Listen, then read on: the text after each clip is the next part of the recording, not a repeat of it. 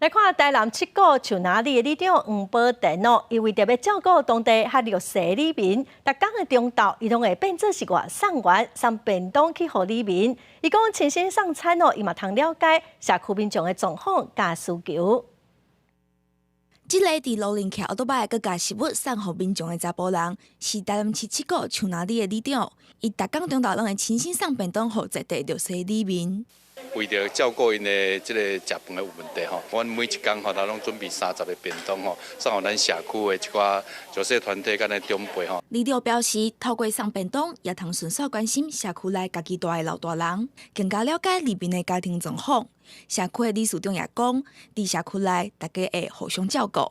透过这个送餐的活动，去注意到因的一寡问题，包括因的家庭上的问题、经济上的问题、身体的问题，做一个方式关怀者。这边社区呢，都有对社区的弱势，还是我们社区本身的虽然大家都有互相照顾。除了送餐的服务，社区平常时也会举办其他的活动，让里面的生活更加丰富。去年伫咧年尾时，也有做伙食火锅围炉，希望新的一年里面拢平安顺遂。记者综合报道。